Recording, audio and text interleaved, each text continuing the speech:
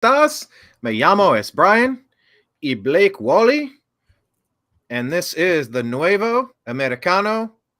¿Cómo se dice media en español? No sé.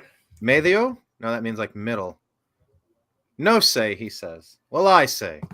Welcome to the New American Media, because the old American media failed. This is the Agree to Disagree show, where you should be able to have some interesting, robust conversations. And thank you for joining us today on Tuesday, December 5th, 2023. We are streaming in all of the places that we can think to stream. So I hope that you are following us. Go to all the places, the Agree to Disagree show, the New American Media, and Blake is at thenextlevelnews.com and on X at TV's Blake Walley. Blake, did you have a great weekend, sir? I did. In fact, I actually went to the Bob Dylan concert in Indiana. In Indiana? Yep. Just barely made it over the border for his last show of the tour. And invited from one of my best friends from way back when. Happened to be in. He's a big Bob Dylan fan, invited me along, and that was pretty cool. So I just raced in. It was 2 weekends in a row. I had to take a big road trip. But it was important stuff, noteworthy. Yeah. Well, you better be traveling while you're still allowed to before they put the clamp down, you know? Everything's going to be on the grid. You're not going to be able to travel a certain number of miles, and you're going to be tracked, and you're going to be charged, and you're going to be deleted. You'll be stolen and caged if you don't abide by the World Economic Forum and their lunatic fringe ideas. They think they're the smartest people in every room that they're in. Of course, they are not. But so where were you at in Indiana? Was it Evansville? Was it Bloomington? Oh, it was Evansville. Okay. Yeah. Right on the border there. Nice. Bob Dylan, did he get all cringy with his awful politics, or did he just stick to the music? I don't know if I necessarily think he's cringy with the politics. He did write that huge song about JFK. Yeah, he did.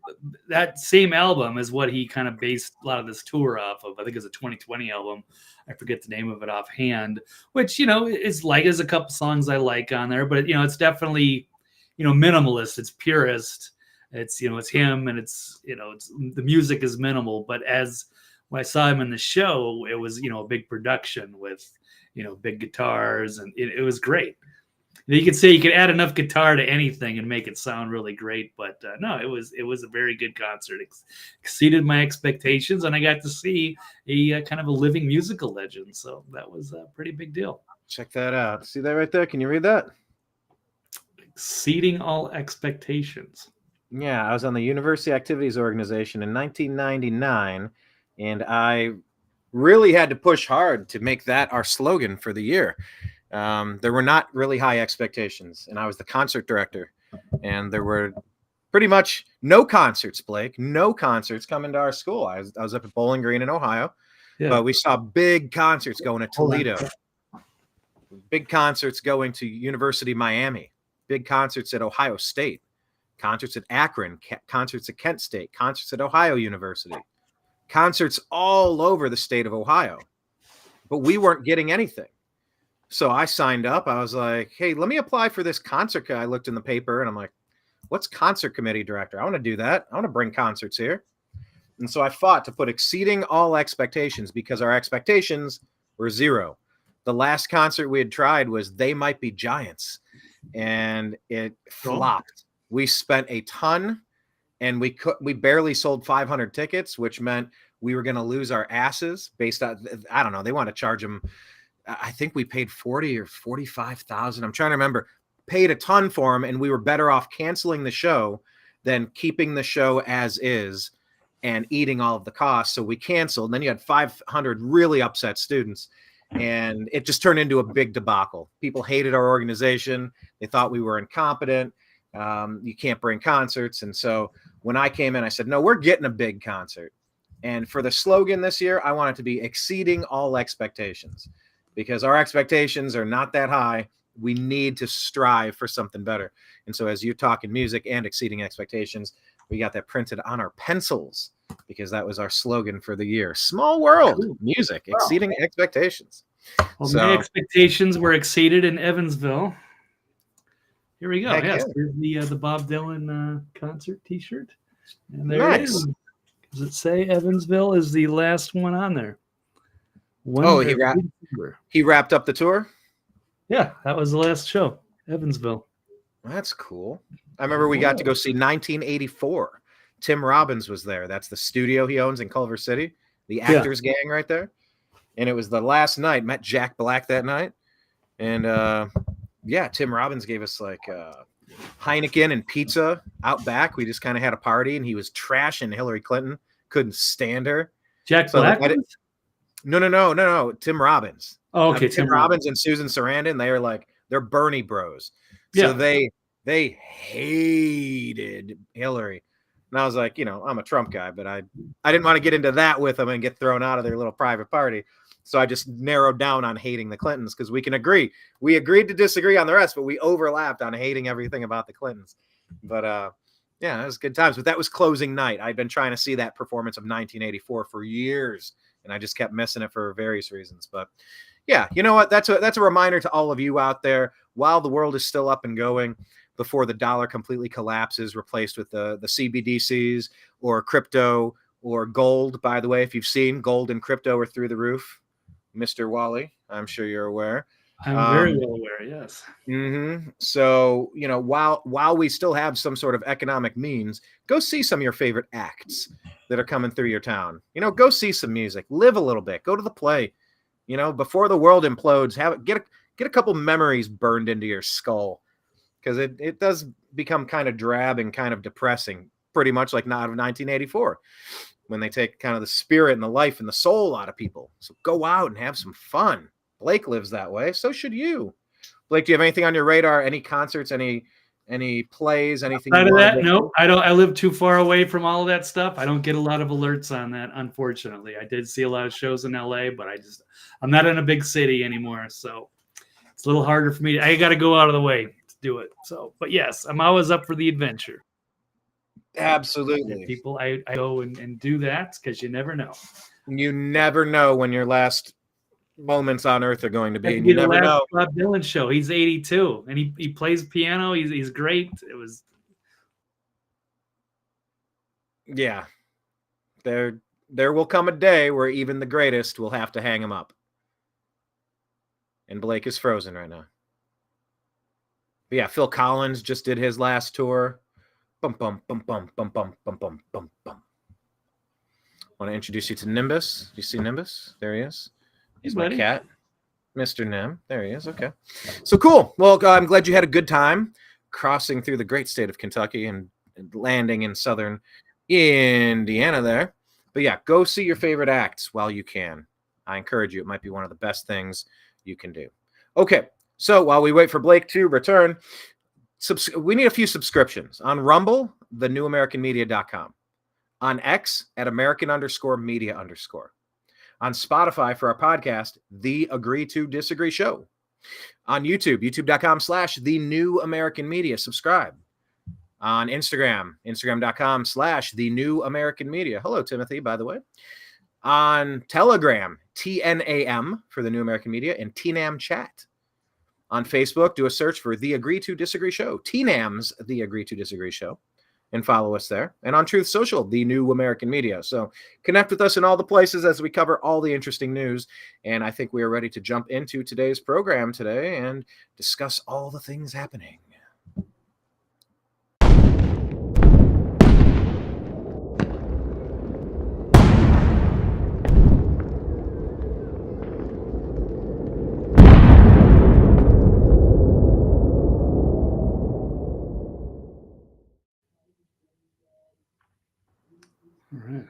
Okay, so Blake, agree or disagree that mass migration will eventually lead everyone into World War III?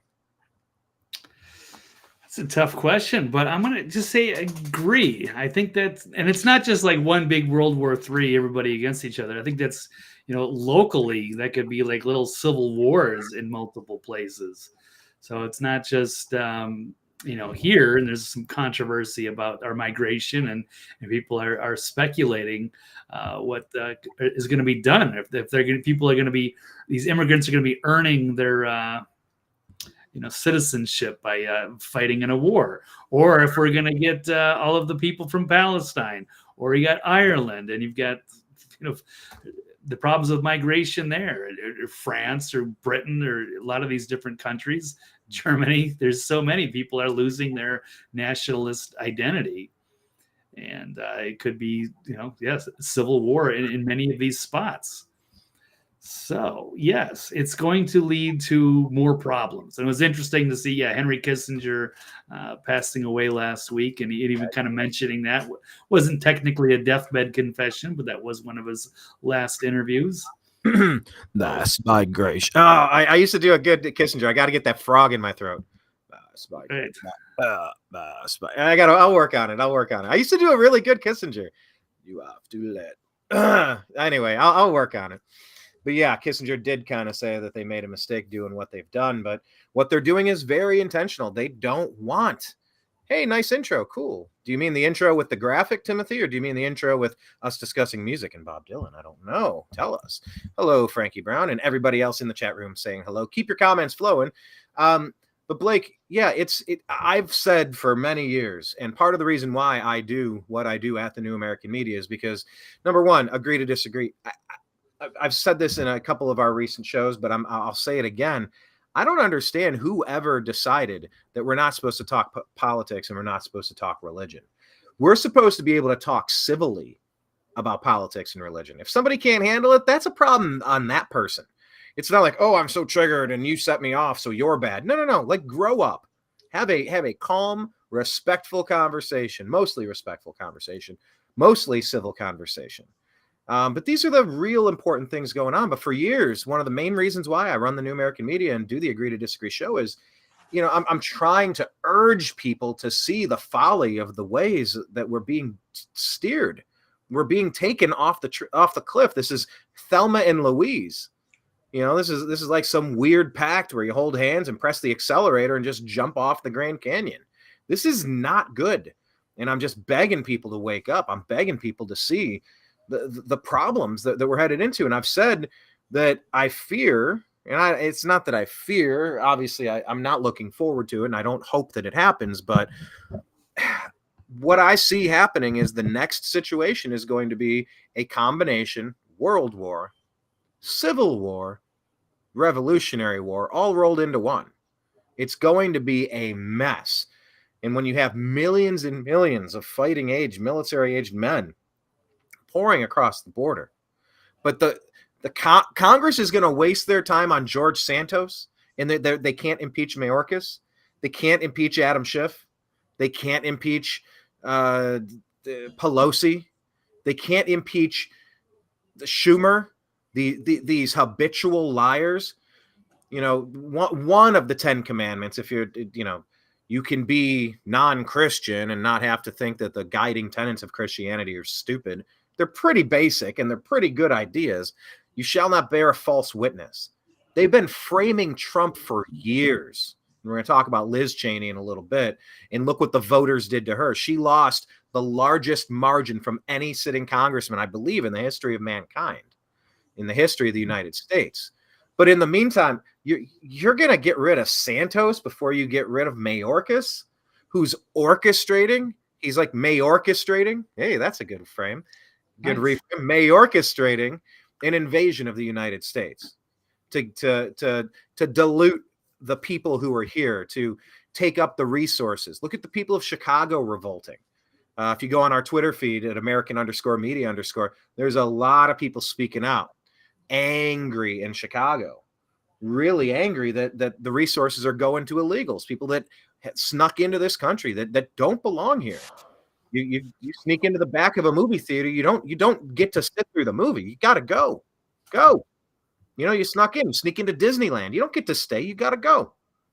On some level, it's like, if you haven't snuck into somewhere in your life, you're not living. I get it. But sneak into the concert and they catch you without the wristband. Got to go, buddy. Got to go. So anyway, regarding this World War III stuff, What caused you to put this up today? You got some articles about it? What's going on with the mass migration? Yeah, it's a few different things I will pull up. A lot of it just coming directly from Dick Durbin in Congress here. Dick Durbin. Let's pull this up. Okay, from DC Drano saying, and there it is, Senator Dick Durbin finally revealing their grand plan: flood the country with illegal aliens, enlist them in the military, and make them citizens. Part he isn't disclosing is who the Marxists will use the alien soldiers against. So, I'll let it rip. What troubles me about the debate now about the southern border is it is one half of the immigration equation. Yes, we need order at the border. Yes, we need to have changes in the laws that reflect the reality of the overwhelming numbers from all over the world. He's finally mentioning this, and yes, at the very end of 2023, finally acknowledging that there's a problem on the border. Coming to our shores and our border. Yeah. But there's also an incredible demand for legal immigration into this country even now. The presiding officer, my colleague from the state of Illinois, has legislation which addresses one aspect of that. Her bill, and I hope I describe it accurately, says that if you're an undocumented person in this country and you can pass the physical and the required test, background test, the like, you can serve in our military, and if you do it honorably, we will make you citizens of the United States. Good. Do we need that? Do you know what the recruiting numbers are at the Army and the Navy and the Air Force? They can't reach their quotas each month. They can't find enough people to join. You know why they can't reach their quotas? They're forcing everybody to take the jab. Yeah, and they're pushing all this dress in a dress stuff instead of defend your country. They're pushing. They got that guy up. What's that person's name? That not Millie, the other one, the one they love to put up there, dresses as a lady. No, I don't remember. The one that dresses as a lady. That guy. That Admiral, yeah, whatever. I forget. Yeah, she's a crazy Pennsylvania lady. I'm just thinking of Millie. But yeah, look what they're promoting. Secretary, yes. I'll have to look it up. I know. It'll come to me, but I do try to block some of these cartoon characters out of my brain sometimes. I do forget names somewhat intentionally, but Rachel LaVine, Admiral Rachel LaVine. What was LaVine's other name before LaVine decided to start dressing? Well, that's the name, Anyway, that damn topic. They're so obsessed. Right. Richard LaVine, yeah. What Richard? Okay. I don't know. They're pushing all of this woke stuff into the military, and they're kicking out the people that don't want to be experimented on. They don't want an experimental treatment injected inside of them. By the way, for Counterveiling Views, go to WHO.org, WHO.int, and cdc.gov/vaccine, so you can get some countervailing views. But the military has pushed out people that are like, yeah, no thanks, I don't want that. They go, oh, well, then you're gone. So these great people that were trying to defend this country were kicked out of this country, or kicked out of service for this country. Of course their numbers are down. And what are we doing? We're wasting our time being Team America World Police. We should be lined up along the southern border processing these people, arresting them, fingerprint them, have nonstop buses going right back in to Honduras, Belize, Guatemala, Nicaragua, Costa Rica, Panama. I mean, you have entire battalions of Chinese people showing up today. Entire battalions from parts unknown, from radicalized, violent, jihadi countries across this country or across this globe showing up. We've got millions and millions and millions of people just showing up to a neighborhood near you. By the way, did we ever see, there was a story that came out yesterday, day before. I believe it was in Arlington, a huge home explosion as police were showing up to serve a search warrant. I don't know what the latest on that one was, but to think you're not going to start seeing a series of explosions and attacks from the monsters that have been let in. That's not to say every person that's trying to flee Venezuela or Colombia is a monster. No, by no means.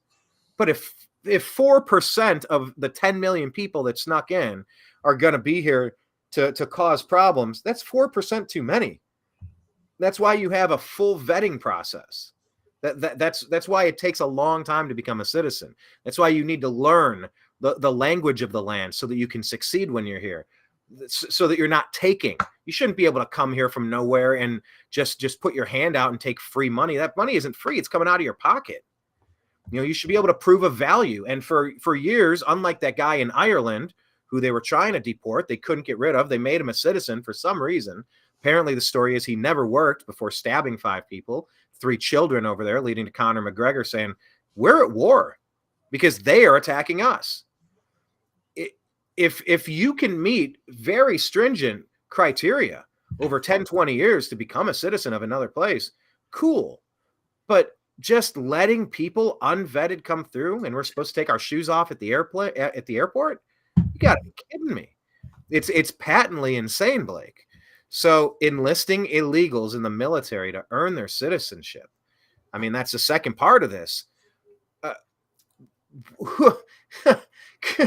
Would you let somebody off of the Pittsburgh Steelers staff come in and be an intern for the Cleveland Browns if you're trying to win games?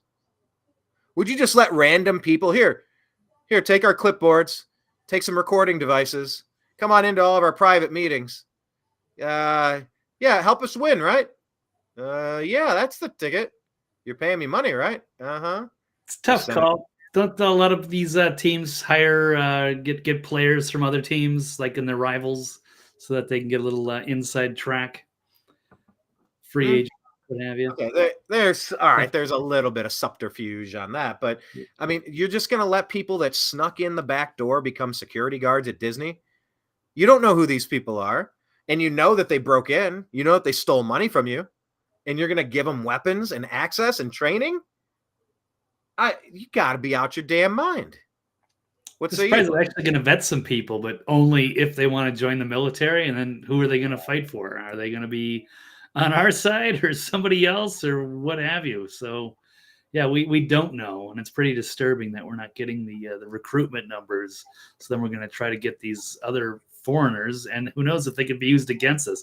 Isn't this like one of the reasons where the Roman Empire fell? I don't know, not entirely. There's many reasons. That was a long-running empire, but they used to absorb a lot of military soldiers from all over the place. But yeah, you got to make sure that people are actually loyal to your country and culture.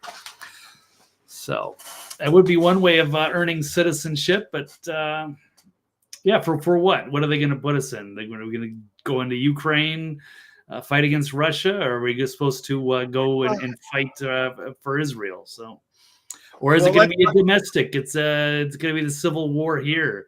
There's going to be yes, with the border invasion. Or are we going to bring in all the Palestinians here? Yeah, no thanks. If one of the major points that came out, oh, you went silent, Blake. Are you on mute? No. Oh, okay. I think it was glitching. It was catching probably. Up. One of the main points when, remember that Ferguson lie? You know, all the fake news. It was like Ferguson. Oh yeah, this gentle giant put his hands up, and some awful cop just shot him in cold blood in the back. It's like, yeah, that was never a thing, you guys. You burn America down based on lies. Take a knee. But one of the stories that came out of that, there are a couple points. Number one, officers need to be wearing their cameras 24/7. When they're on duty, when they put that on, it should be activated, and it shouldn't be able to be turned off until the end of the shift. You should not be able to turn that thing on or turn it off to protect the officer and to protect the public. But number two, one of the big problems in Ferguson, this strong arm robbery guy, that Mike Brown who attacked the cop and got shot, shocking. It was that you had a lot of people in Ferguson who were serving the function of cops who didn't live in Ferguson. So these people are coming from surrounding communities. They don't care about the people there. They're shaking everyone down, trying to get them for speeding tickets, $200 here, $450 fine here. They're terrorizing the people of that community, and they don't even live here. So that was the one lesson we were supposed to learn from Ferguson, other than don't trust the media because they lie about just about every big story. The lesson was you need local people who have skin in the game to be the ones enforcing the law. You can't have outsiders. You can't have mercenaries coming in from a surrounding community. You remember that, Blake? That was a big point of contention with Ferguson. It's like, oh, they built that big fancy police station just because they're shaking down all the residents. You know, they are aggressively, ultra aggressively, just like following people. What's that phrase? Show me the man and I'll show you the crime. Like they're just kind of terrorizing the residents until they had enough. So it became like Minneapolis too. Yeah. What's that? So it happened in Minneapolis too with George Floyd, and it was like a lot of the people that were rioting. It's like they came from Chicago and Detroit. It's like, well, you're not even from Minneapolis. It's like you just found a reason to come here and blow stuff up or whatever, cause trouble. No, and that's a good point. That's the second side of it. So the police, they're terrorizing the people of the community, and they're not even a part of the community. So if you live down the street from John, you're like, hey, John, come on, we got to calm this. Let's get you. Let's de-escalate and get you. There's a difference between, putting his arm behind his back, arresting him and charging with as many things as you can, when it's like, hey, come on, John, let's blow off your steam over here. Let's police our own people. But yeah, like you said, it's a Soros and other weird globalist funded nonstop perma riot culture that's just going from city to city USA, getting bussed in, getting paid to cause chaos. So do we really want to outsource our military to people that have already broken into the country illegally? Who in their right mind could think that that's a good idea? Anyway, with Dick Durban, let's finish out his thoughts. I definitely had to jump in there. I couldn't stand listening to this guy. Yeah, here we go. Our military forces. And there are those who are undocumented who want the chance to serve and risk their lives for this country. I doubt that. But if you said, hey, you got to go back to where you came from, or you can enlist in the military, then maybe some of them would. But I have a hard time believing that they're just going to want to join the military. It's bad enough they had to, traverse the desert with, coyotes and whatever kind of nasty things that they have to endure to get smuggled into the country to begin with. Should we give them a chance? I think we should. Oh my God! Let me tell you about. So it's funny. They finally acknowledge that there's a crisis at the border, and then they're going to make a new crisis. So we're just going to take them. Then we're going to vet them only to try to serve in our military. We don't even know if they, are they fluent enough? I mean, to be ready. Who else would turn on the American citizens, Blake? The American people aren't going to turn on the American people when it hits the fan. But you have an illegal from a place that doesn't respect our law, doesn't respect our culture, didn't go through the front door, snuck through the back door. And you want to arm these people and give them the ability to kidnap you and throw you in a cage at gunpoint? Are you out of your damn mind? The Democrats have been out of their mind for years now. Years they've been out of their minds on this stuff. Dick Durban. Wow. Yeah.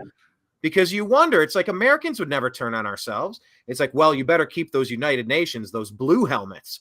You better keep those blue helmets off our soil. You better keep the blue helmets off. Well, if you got the helmets coming in from across the southern border, from God knows where, that's your blue helmets right there. Who else is going to turn their ire against the majority of this country that wants to make this country great? I don't know. It could be used against other people too, as a way that they're kind of changing the narrative. Obviously against Trump and his supporters. And because are we going to fire on each other? I hope not. But I mean, if there's a civil war at the end of this, if people don't accept the results of the election, however it goes, this could unfold in a lot of different ways next year. So all bets are off. I don't know how it's going to happen. But we'll switch to this article here. Democratic senator wants illegal immigrants to join the military. We already watched that. And then we've got, Gavin McInnes wondering if they're building an army for World War III. So I don't know. I guess we could I don't know if this is actually McInnes' theory or he's taking credit for it. Doesn't matter, but we can roll it. I had a disturbing thought the other day. So you know how immigration has been so weird recently with all these men of fighting age and the intense variety? It's not just Mexicans anymore, Somalians, and it's never families. And I thought, are we staffing an army for World War III? Is that what these 4 million a year people are doing here? So it's 1 million legal, it's 3 million illegal. We got 200,000 a year coming in through the New York ports. We seem to be kissing their ass. I think New York's spending about 40,000 per migrant. So why are we so invested in young men if we're not going to be using them to enter in World War III? The global community is going to allow Israel to destroy Gaza, West Bank. I think the global community would even allow Lebanon to get a severe ass kicking from Israel. If they start stepping on Iran's toes, we're going to see the entire Muslim world team up and say, all right, that's it. That's enough. I didn't really care about Palestinians, but I care about Iranians. And then we've got Russia backing Iran,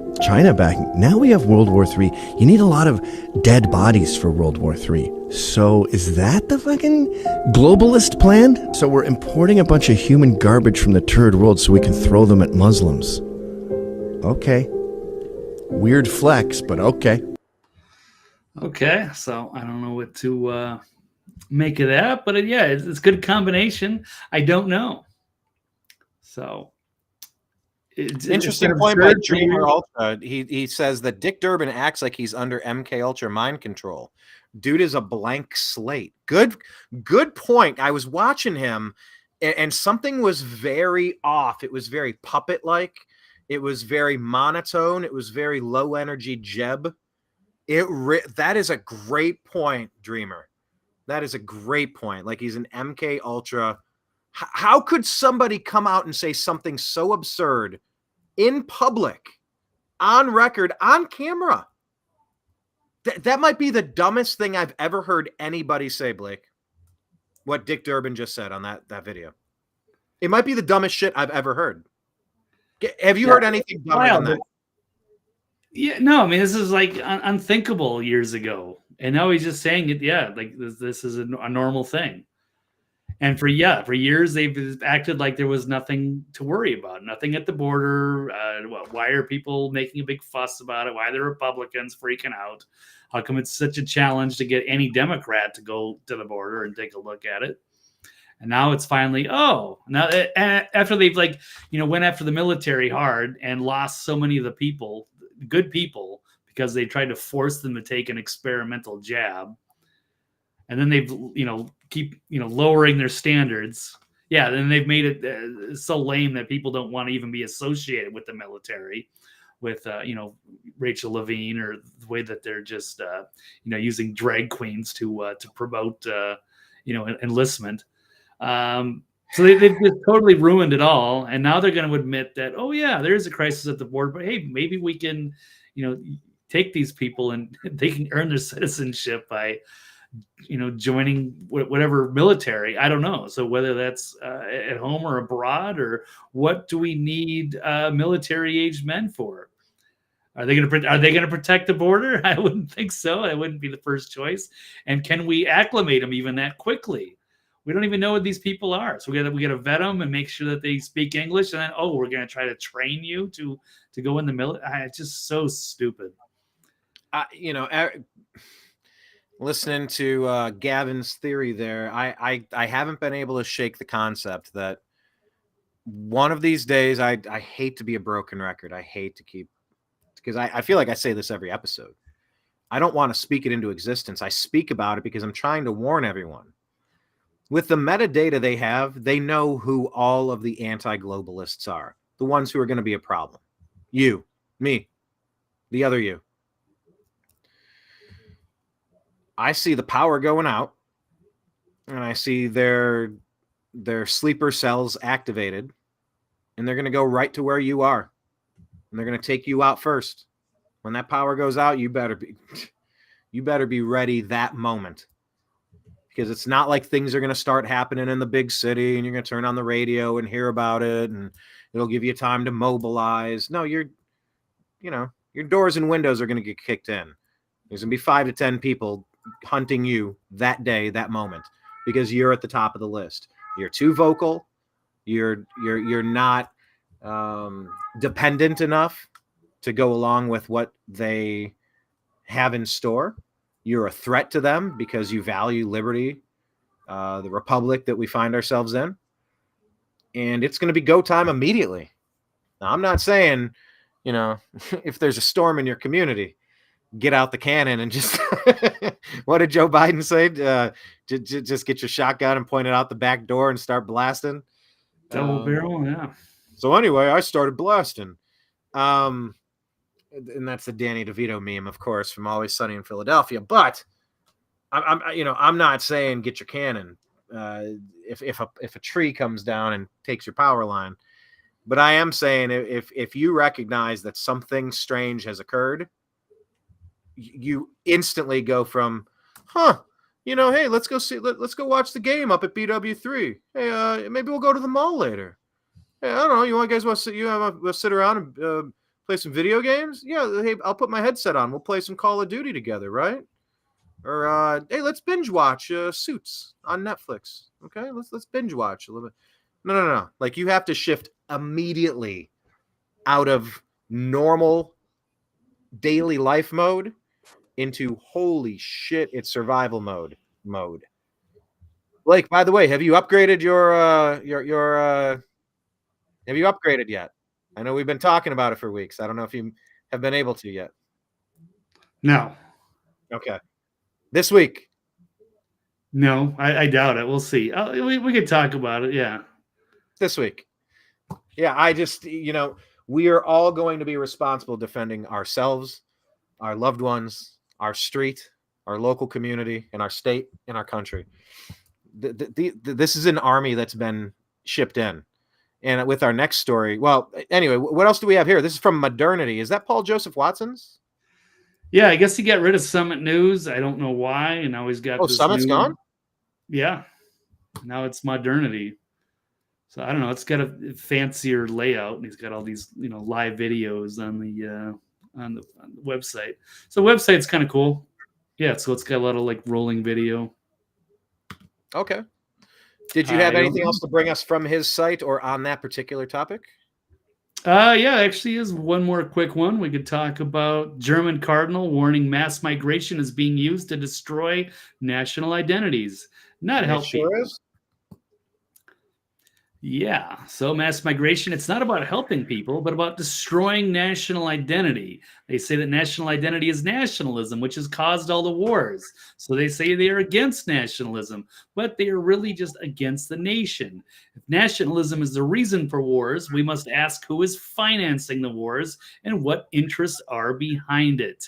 They want everyone to be completely isolated and not connected by language, culture, family ties, or a native land where you feel at home. They want to destroy all that. They want everyone to be atomized without cultural and religious roots and identity. So I think I would tend to agree with that. Even looks like Henry Kissinger at the very last hour, the last month, even agreed with that. It's not going to be good if we just, let everybody in and lose our culture. And you're seeing this happen in some of these other countries, including, we'll switch over here to Ireland. Irish government demanding access to people's private social media conversations to spy on anti-mass migration sentiment. So, they're having a problem there. These people are not there. They're embracing the culture of Ireland, and they want to be Irish citizens. They're just probably looking to get out of whatever hellhole, and they don't really care. And we had that Algerian migrant who stabbed a bunch of people, and who was just a lifelong freeloader, and they couldn't get rid of him. So he just sat there like a parasite, just sucking off of Ireland. And they finally, couldn't get rid of him, stood around, then finally snapped one day, stabbed a bunch of people, including kids. So, they did make him a citizen, like he earned the right to be there as a citizen. Like he brought anything of value to that country. Yeah, brought nothing of value. And so people are outraged, and they should be. It's like, why are we letting these people in? Come here because you want to, escape from your hellhole and be a productive citizen and embrace a new culture. And so do we know that guy was a bum? Do we know that he never worked? Like I read those reports. I don't know how much we know that for fact, or how stories change over. Yeah, stuff I've seen. That was the understanding I had, was that he was just a bum, a freeloader, and he wasn't contributing anything to society. Now, I don't know if that's entirely accurate, but that's the story that I heard. Yeah, as far as I know, that is true. I haven't seen anything on it today, but that's what it was, the story. And they didn't, want him there. They tried to boot him out like 15 years ago. There's just like nowhere for him to go. And so rather than, I mean, obviously people are going to be upset, but it doesn't mean they're like against migrants. They're just, against the right, the wrong type of migrants. And so now the government's going to go heavy-handed, and I don't know if this is in a stack or not, but, should government be allowed to go look at your private social media conversations, to prevent racism or to, spy on supposedly anti-mass migration sentiment? I don't know if any, including United States, are we just against immigrants? No, we're just against having, anybody just show up and, over the southern border and just, go wherever and then leech off the welfare system. But I mean, if people want to be here, that's, we're a country of immigrants. I think, well, that whole country of immigrants thing, I think that's been pretty well debunked as well. Like kind of, I've listened to hours of conversation about that phrase being used as a sledgehammer. What do they say? Well, they're trying to twist it a little too far. We're not a country of harboring refugees, but we are a nation of immigrants. Well, we're supposed to be a nation of shared values. Sure. You don't just let anybody come in because they happen to be from anywhere. Well, but people came from. My ancestors are from Ireland, England, whatever. Came here to have a better life and did.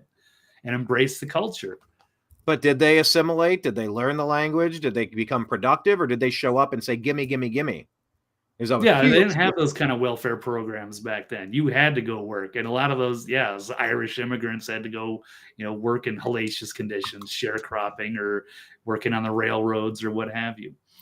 So and it's not like they went through shit. Yeah. Like the, what was the Gangs of New York, that movie?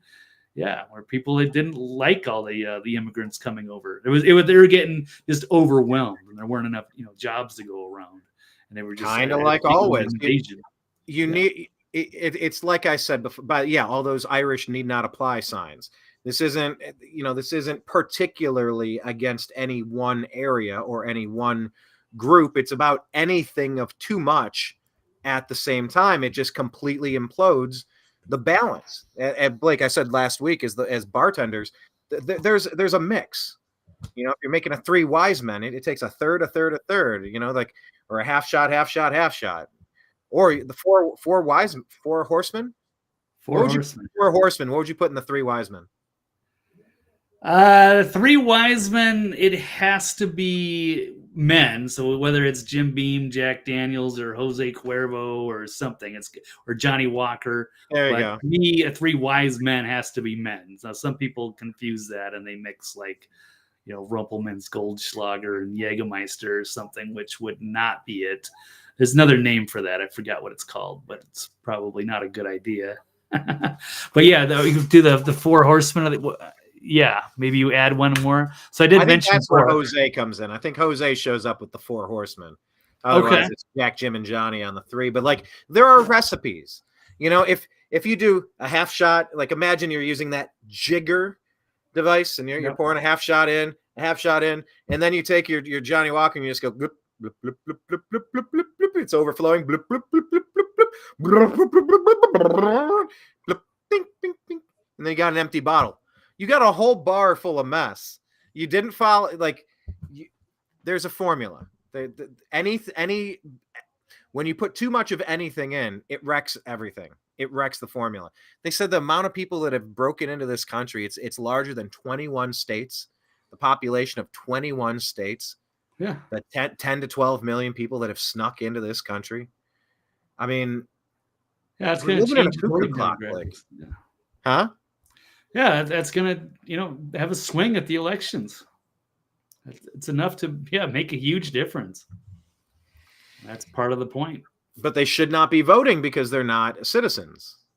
Yeah, shouldn't be. But if they can use it to their advantage, they probably would. So I think the Democrats, I think this is a part of their play. Is that what this is all about? They're just trying to rig the election, but they're not citizens. They don't get votes. How are they going to get them to vote? They just want them to vote for them. They can't have, MAGA and Trump. But where do they get a vote from? They don't exist. They're not on the books. They're not here. Ballots. I don't care. They don't have to show ID. They can, get a mail-in ballot. It doesn't matter. They'll find a way. If they can get them, driver's licenses and, insurance, they'll manage. They'll find a way. They'll do whatever it takes. Anyway, we're living in a cuckoo clock, sir. We can't have illegal immigrants driving around without licenses, so they're just going to give them licenses. They shouldn't be driving around because they didn't actually show up the right way. I agree, but that's where we are. Now they're going to join the military. Now we're going to arm them. Okay. Yeah, it's a good idea. Great idea. And the Republicans are just going along with it. They're not getting rid of Dick Durbin. That was a treasonous act that he just proposed there. Treason. That is insanity. Yeah. Republicans are just going along with it. What's in it for them, Blake?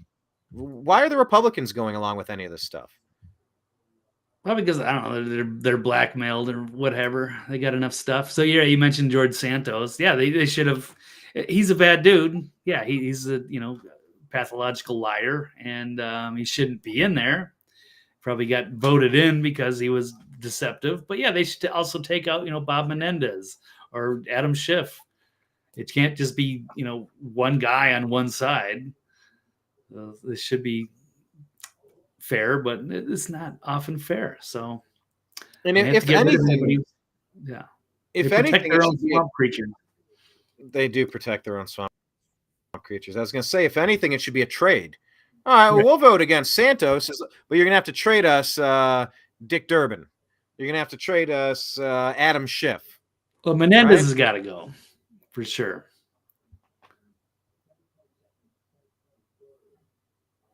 All right. Okay. Let me show you this about Menendez, because this what is this here? A judge has nullified an election race that a Democrat won by one vote after discovering fraudulent ballots. Huh. Oh, come on. Democrats would never cheat. It's a myth. I know. That's fake news, Blake? Must be. There must be some explanation. I'm sure it's had something to do with Trump, though. Right.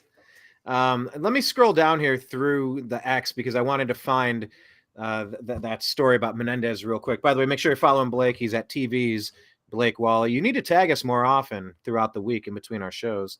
Yeah, let me find this about Menendez. Oh, by the way, did you see Al Gore say that?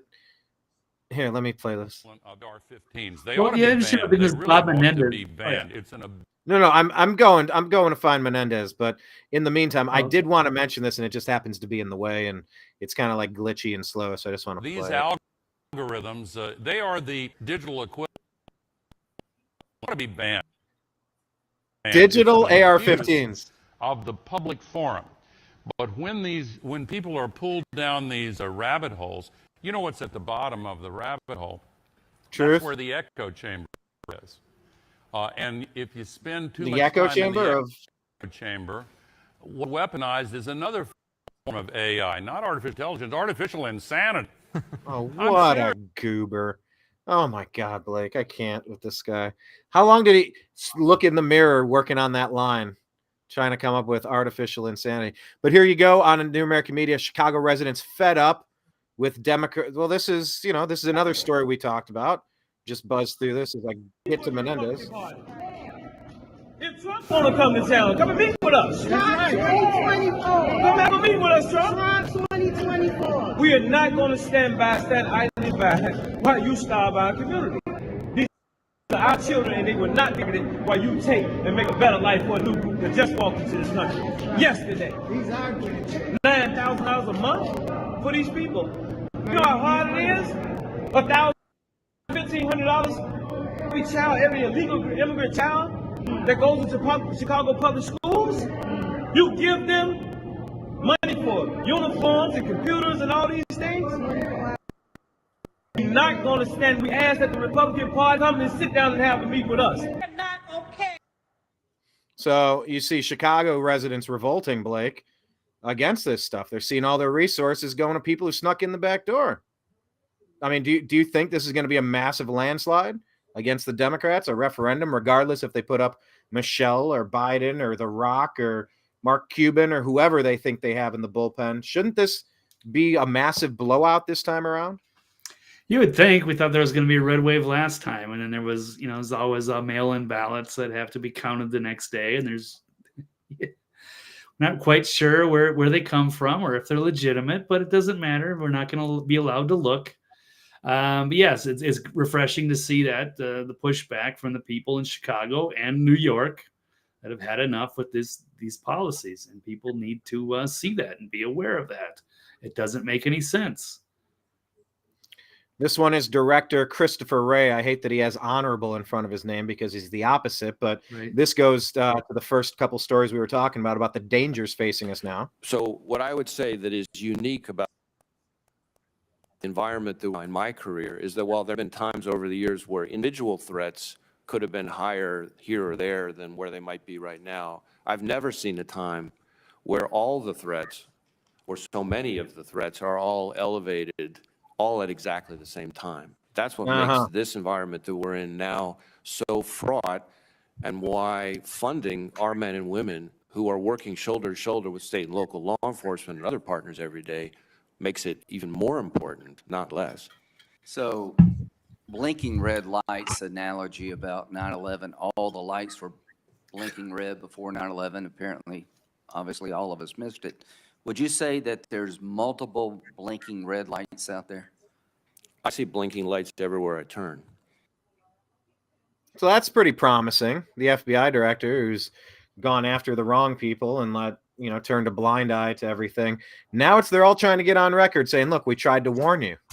I mean, it's stunning, Blake, right? This FBI that's corrupt to the core. Now they're out there telling you, like, be careful, be ready. Like, it's almost like you can feel the other shoe about to drop. Am I reading too much into that? I don't know. The FBI has been weaponized against the good people of this country. So it's been, against Americana, against Trump people, against MAGA conservatives. So I don't know. I don't trust anything from the FBI or from Lindsey Graham there. You can hear his voice in the background. I know, Lindsey Graham. He's one of the worst. So this is a post we made 2 hours ago. So is this real life or the simulation messing with us? Is Congress really saying that George Santos is more of a threat than Menendez or Pelosi or Schumer or Schiff? Come on now. This is ridiculous. So this is a story, trying to determine the validity of this, of course. But this report says of the 13 gold bars that were found in Senator Bob Menendez's Democrat New Jersey possession during the raid on his home last June 22, 4 are now conclusively proven to have been stolen during an armed robbery of a known Menendez associate back in 2013. Now, I don't know, Blake, have you heard anything of this story? I just kind of saw it recently as we were doing some show prep. Have you heard about the gold bars? Well, I heard about the gold bars, and I heard that they might have been stolen, but I didn't know that it was possibly an associate of his, which then would also make you wonder, did he order that? Was he like, hey, like one of his buddies said, hey, I have gold bars in my house, And so Menendez like, let's see. I wonder how I can get those, and probably arranged to have his associate's home broken into. I'm not saying there is, but now I'm starting to wonder if that is possible. How did they go from there to there? Or is it just a total coincidence? I'm not quite buying it, but I'm curious to hear it. But yes, as bad as George Santos is, as untrustworthy, this guy is just openly, overtly corrupt in our face. He's had multiple problems, and it's time for him to go. So maybe they don't want to. Maybe he's more valuable because he's a senator, apparently. But yes, if Santos goes, then one of these dudes has to go. And yes, there's no. Yeah, it needs to be a trade. It needs like a hostage exchange over in in Gaza. It needs to be this for that. You don't get a Republican unless you give us a Democrat. It just cannot. Like the Republicans are so weak. They are so misguided. They are so feckless. They are so pointless. The only thing worse than a Republican is a Democrat, and they both are not worth Yeah. Anyway, so this is a report from Chuck Colesto explaining a little bit more about Menendez, saying that according to the report, the 2013 armed robbery. So these 4 gold bars discovered in the residence were previously stolen from a businessman named Fred Davies, who was alleged to have bribed the New Jersey Democrat. NBC News reports that during an FBI raid in 2022 at Menendez's Englewood Cliffs, New Jersey home, the serial numbers on some of the gold bars match those reported by Davies following a 2013 armed robbery at his Edgewater, New Jersey home. In that incident, robbers took $500,000 in cash and 22 gold bars. Authorities subsequently apprehended 4 suspects and retrieved the stolen gold. The matching serial numbers suggest a direct link between at least some of the gold found in Menendez's home and Davies, a real estate developer in New Jersey. Davies is accused of bribing Menendez for various favors, including intervention in a federal prosecution against him. In 2014, while discussing the stolen gold, Davies mentioned to investigators, each gold bar has its own serial number. They're all stamped. You'll never see 2 stamped the same way. So, I mean, how the Republicans could actually allow going after George Santos. From everything I've seen, I'm no fan of that guy by any stretch, but you don't give up the power that you have ever. The Democrats surely never do. And if you're going to take one of your own, you definitely get a Dick Durbin. You get Pelosi. You get Schumer. You get Schiff. I mean, these guys have they uttered a single factual statement in the past 7 years, Blake? Not much. Probably not. No, I wouldn't trust any of those guys. They're all bad. Yeah, I mean, they're actually like deliberately, like sociopathically lying to people and trying to push forth a certain narrative because they're have derangement syndrome from Trump. They will do anything and say anything to get rid of him. Versus Santos, the first-time congressman. Yeah, he's easy to throw away though. So. Yeah, and they're pushing to frame Trump like that. So much of what's happened over the past 7 years is just to frame President Trump. It's just, once again, bearing false witness. There really should be severe repercussions. Another story we didn't get to: Jussie Smollett over the weekend. He lost his appeal and he's back in jail. Apparently, Jussie Smollett's been out this whole time. Yeah, he was out on bond. You got J6ers who did nothing violent walking around. They're sitting in the clink. They're sitting at like the bottom of what is that? Hannibal. What was that? Silence of the Lambs. They're sitting in some dark pit because they walked around a place, did nothing violent. You got Jussie Smollett, who's actually out there making the grossest accusations. Dreamer asks, is Menendez really a senator? I mean, the guy is every bad stereotype of a politician rolled into a Simpsons cartoon character. All right, that's a good way to describe him. No, but I mean, let me go from one crazy Trump framer to the other. We did reference her real quick, and I was going to go to another spot, but this is just as good of a transition as any. Agree or disagree, Blake, that Liz Cheney's presidential run will prevent Trump from winning? Maybe in her dreams. No, it's ridiculous. So she's actually considering running as a third-party candidate. She's so terrified. And she's out on a book tour right now. So she's making all the rounds on the who's who of the liberal media or what's left of them. Not that they have much credibility. But, so she's freaking out. So I'll pull up a story or two on that one. Let's take a look. How about Liz Cheney? She got rocked. Yeah, I should say this is the results of her primary. This is what happened going against Trump. So yeah, she lost. Could you imagine the good luck of having to run against getting to run against Liz Cheney in that election cycle? All you needed was a pulse, and you were gonna trounce her 2-1, easy.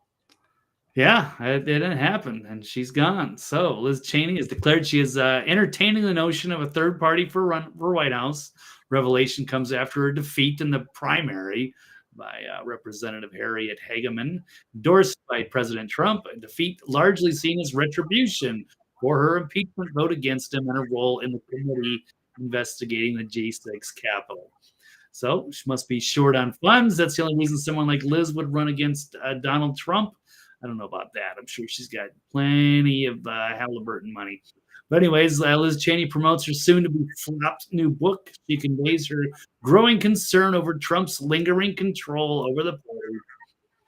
And she said, several years ago, I would not have contemplated a third-party run, but I happen to think democracy is at risk at home, obviously, as a result of... Oh, they're so goofy. And you'd... They're so goofy. Rob Reiner just said the same thing. It's like they all got you've heard Hillary say it, democracy's at risk, democracy's at risk. Shut up. You've been framing this guy for 7 years. You're the ones trying to destroy this democratic republic, not him. You had 4 years with him in there, and all he did was suffer all of your lies and all your frame attempts from the deep state. Piss off. Oh, if they could get away with it, they would just do away with the election entirely and just nominate Biden for his second term. So they don't know what they're talking about as far as people trying to overthrow democracy. They're just freaking out, or acting like if Trump gets reelected, he'll stay in power, or nominate himself king or something. It's all just fantasizing. But yeah, I mean they're freaking out, and there's a great article about that. Democrats are afraid Trump will do to them what they have done to him. So helpfully so. I've heard people say, I can't vote for one of my good friends. I can't stand where he's at politically. He's one of those idealistic libertarians that like there is no pure enough a candidate to vote for. And he says, well, I don't want to vote for Trump because I don't want to see a revenge tour. I'm like, what? You don't want to see revenge for the people that have been destroying our Constitution and framing an innocent man for 7 years straight? Are you kidding me? Yes, we need a revenge tour. All of these people that have been committing treason. Cheney is committing treason. Pelosi committed treason. Schumer, treason. Schiff, treason. These are treasonous acts. This goes way past politics. Yeah. Way past. Well, and politicians are gonna politician, right?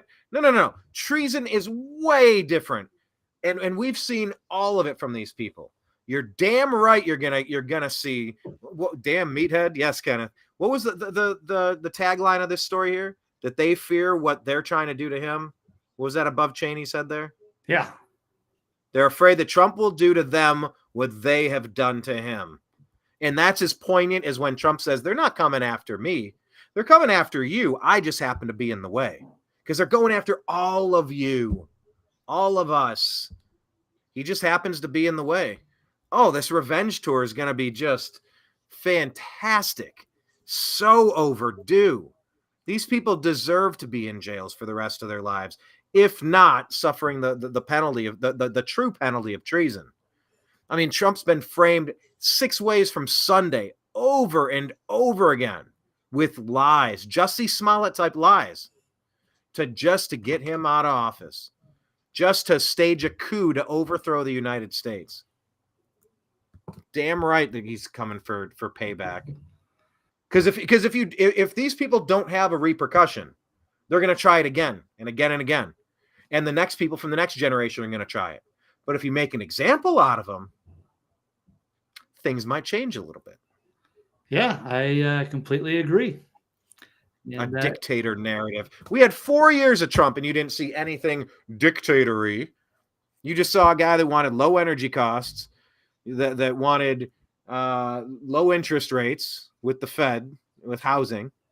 You saw a guy that wanted peace through strength. No new foreign wars for the first time since who? Since Eisenhower?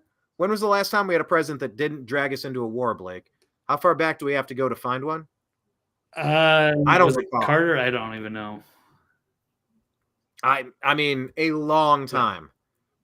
Yeah, I'll take that again, please. A strong border where you can actually check the IDs and the backgrounds of the people that you're letting into your home. Your country's your home. You don't just let anybody waltz through. Yeah, I'll go back to that in a heartbeat. Thank you very much. Oh, he's a dictator. You're going to lose democracy. These people and their talking points, man. I mean, they need to be laughed out of the stage. They need to be laughed off the microphone. They need to be laughed off of their book tour. Yeah, and they need to be investigated. And and perhaps face charges of treason. Exactly. So they set it up. They set the precedent, and they are terrified of having him back, and they will do anything to prevent that from happening. Wild stuff. Liz Cheney for president. That's ridiculous. They know that they can't afford to have any third parties running. They know that. But I do fear that the Republicans are going to try to jettison Trump. I do still fear that the GOP. By the way, did you see Ramaswamy? That was a story maybe that I don't think we covered that on Thursday. Did you see where the intelligence official met with him on camera? Did you happen to see that story? No. I know he got an interview by that DC Drano guy, but I don't know anything else about what you're referring to. No. Well, okay, I'll pull that one up while we cover this next story. This you one, knew, like, agree or disagree? There's another debate tomorrow night, so that'll be interesting. So that'll obviously be a big story when we talk about Thursday. There's going to be we almost had it narrowed down perfectly with the three candidates that I wanted to still see with Haley, Ronnie D, and Ramaswamy. But I guess apparently Chris Christie did make the cut again, so he please number 4. The same people that wouldn't put Larry Elder in, they're going to keep Chris Christie in. Give me a break. Yep. Just hard. Won't go away, no matter how unpopular he is, no matter how many people hate him. He's Hillary Clinton. Yeah, there you go. Yeah. He's the Hillary Clinton of the Republican Party. All right. Blake, agree or disagree that Trump supporters are enemies of the state and must be tracked? Disagree. It's insane, but yeah, that's the way that they're trying to frame this. Is that they're all they're the bad people. But I'd be curious to see what There's an interesting article. I think I found it from Natural News, but it's a Substack. Let me pull it up here. From Leo Homan. Let's see if I can. All right, there we go. FBI telling Newsweek that Trump supporters are enemies of the state and must be secretly tracked, monitored, and investigated. Will Trump supporters start to disappear leading up to and following the 2024 election? The FBI appears to be laying a narrative that hints of unprecedented government actions on American soil. Have you voted for Donald Trump? Have you ever posted a comment to any social media platform that was even remotely favorable towards Trump? If so, you may be on an FBI watch list. And according to a recent report in Newsweek, the federal government believes that the threat of violence and major civil disturbance around the 2024 election is so great that it has quietly created a new category of extremists that it seeks to track and counter. And that would be Donald Trump's army of MAGA followers. So then we come back to the army and we get to these, these illegal immigrants that we're going to arm. So what is this army? They're going to use their own army or the globalist army or the UN army. I don't know. But yes, this is very much against what this government was set up against. This is something like the Brits would have done back in the Revolutionary War times. They want to monitor everything, make sure they know which patriots are who's on their side and who's not. So this is the very sort of thing. So the FBI has been turned against us. So the FBI is intent on stopping domestic terrorism and any repeat of the Capitol. FBI source told Newsweek the agency must preserve the constitutional right of all Americans to campaign, speak freely, and protest the government as if it holds its nose and begrudgingly goes through the motions of preserving any of our rights. So they're just talking about the propaganda. Says nobody with half a working brain cell still believes the FBI has any respect for the Constitution. Same agency that threatened to, investigate parents at school board meetings, or going after cracking down on Catholics, or going after, Roger Stone with, set up by CNN, going after elderly women praying in front of abortion clinics, and so many other things. So, talking about how it would be our forefathers would be rolling in their graves. Seeing the FBI and how it's been used against the American people these days. The thought of a national police force, even if it started out with a mission that focused on legitimate federal crimes such as foreign terrorists, Any freedom-respecting constitutionalist could have predicted with little common sense that it would one day be weaponized and turned against the domestic political opponents of an empowered elite. This guy's also putting forth a suggestion the FBI should be totally defunded and permanently disbanded. If it does exist, it should just be a strictly investigative agency, do the investigations, and then turn over the information to state or local law enforcement, which could then make decisions about how to proceed with arrests or not. And this is coming from somebody who's supposedly not a big fan of Donald Trump, because of other reasons, constitutional reasons. But, interesting thoughts from this author. So, but yeah. I read that story, what was that, last week, where they said that the air marshals aren't even on planes anymore because they're going after people that went to DC. They're just trying to. Oh yeah, not everybody. So it's crazy, and for no reason. And they know that they're not terrorists. They know that there's no problem, but that's what they're ordered to do, and they just follow their orders. And the people at the very top of the FBI and the Justice Department are anti-Trump, anti-MAGA, anti-patriot. So they are swamp creatures, and they're siding with the globalists. They're the ones that are anti-democracy, even though they're shrieking that we are. It doesn't make any sense. So weird. It is. Hello to Jocelyn, by the way. I don't know what happened in the notification. We're on every Tuesday and Thursday at 3 p.m. Eastern. Yeah, I don't expect YouTube to ever send out to promote anything or push us up in the algorithms or help us in any way. They'll probably never give out notifications or anything. We do try to start around 3 to 10 Eastern time on Tuesday and Thursday. But it's great to have you, Jocelyn. Absolutely. And she says Vivek wants to disband the FBI for this. She agrees. Blake, have you figured out that we can add Rumble? Because it says I can live stream off Rumble now, but I don't see how I can add it on Restream. I don't know if you have any idea about that, but I'd love to share it on. It's got to be one of the custom like RTMPs or something. So I might be able to set that up, but you might have to be logged into your Rumble account, and then you set up what's called a custom RTMP, I think, because there's not a Rumble link on the Restream. And then so you can set up an RTMP, and then if I'm logged in, then I can connect to the custom RTMP that you set up. Is that what you're saying? Yeah, if you're allowed to live stream and you have a live stream key and you can connect that from Rumble to Restream, then it should work. Yeah, I do have a key. I don't know what door to put it in though. So if there's something you need to do on your side, it'll be you unless you want to give me the access to the key, and then I can do it. So if I have the key, I can do that today. Yeah, you should be able to just copy and paste or connect it to the Restream.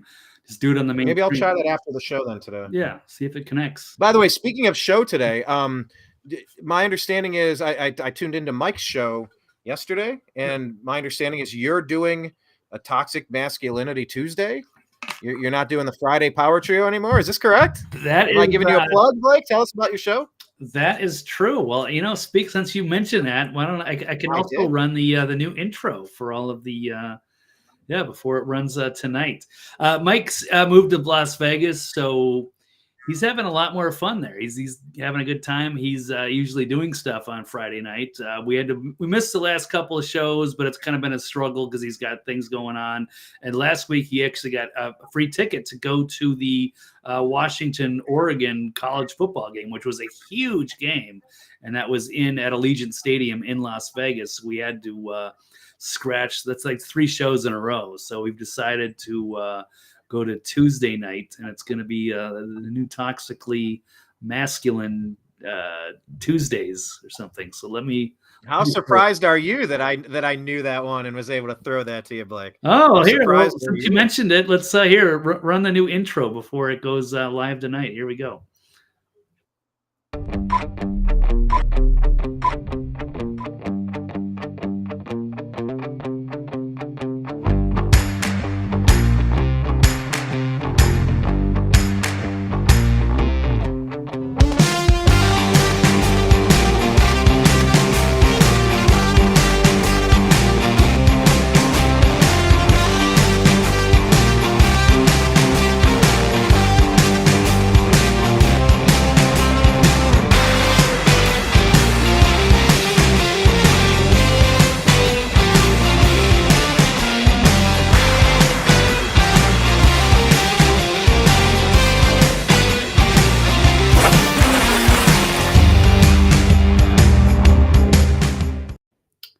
Okay, there we go. Nice. Yes, new show. I think it should be at 9 p.m. Eastern time, I believe, tonight for the debut of the new, Real News Live Toxically Masculine Tuesday. Mike Barrett, Dr. Brooks Agnew, and myself. Another What do you round know? table. Yes, good time. So we'll see if we see you guys there. Good time. Thank you. Yes. Excellent. I want to mention what Jocelyn mentioned there. Why Vivek wants to disband the FBI. This one is toxically handsome trio. Kenneth, oh you behave. Okay, well this one is something that happened a couple of days ago, and I find this very concerning.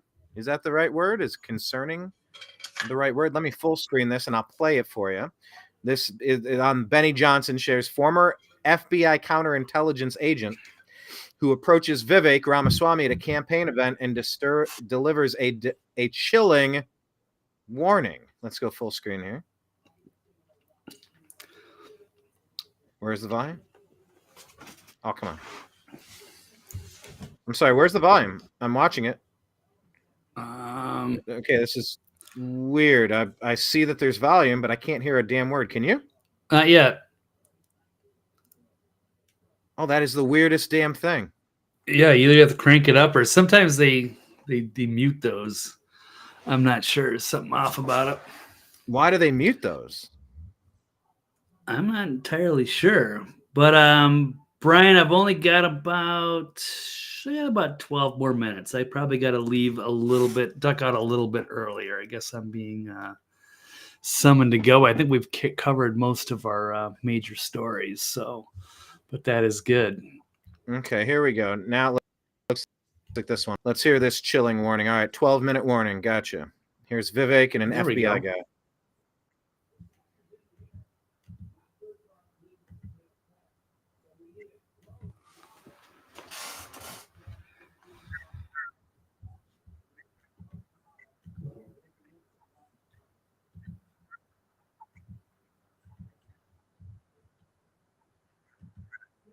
I'm not getting anything, Brian. I don't know what's going on with that clip. Oh, you're not hearing it? No, it's not even pulled up. It's not even showing in the restream. What is happening? This is the weirdest. Yeah, this stuff gets glitchy. All right, here, let me try to get doggone it. Yeah, I was sitting there watching. Thank you. I was sitting there watching it, listening. He tells him, Jesus, be careful. Here, let's try this a third time. They really don't want you to see this, huh? You got it now? It was fidelity, bravery, integrity. They've broken my heart. Here we go. This can't be. This can't go on. And fidelity, something. It's breaking my heart. It can't go on. We will. And I like the way you're pushing because those are my instincts, right? But I can tell you what we can immediately get done. Well, thank you for your service. Tired, but Jesus, be careful. I will. Jesus, be careful. I will. We will. I mean, we're guided by our purpose. I know that it can get ugly. You mean like yes, be careful, be very careful. careful. Yeah. You mean like be careful? You mean be very careful, be careful. Yeah. What did you do in the bureau? I worked, I was a SWAT guy, but I worked counterintelligence and counterterrorism, and I was one of those guys that was convinced they would never do it. You how many years worked you? My videos never pause like this. God, they do not want this glitch. They do not want this warning getting out. That is the weirdest thing. It's the third time I've had a problem playing this. How many years were you in the FBI? 22. I was a cop before that. Okay, and you're worried. Yes. Worried. Okay. He's retired. What would you do in my shoes? See, I like how Vivek thinks. Like, you can see the thought bubble over his head. You can have a healthy degree of mistrust with any politician, obviously. And you should with every one of them. That's fine. But I do like the way he thinks. He's just kind of like, he kind of cuts right to it. All right, in my position, what would you do? I'd get some very, very competent help. Okay. And some very competent people do some intelligence work for you before you went places. get some very competent intelligence people in place to do work Okay. for you before you go places. Walk around, talk to people, maybe get a feeling. Okay.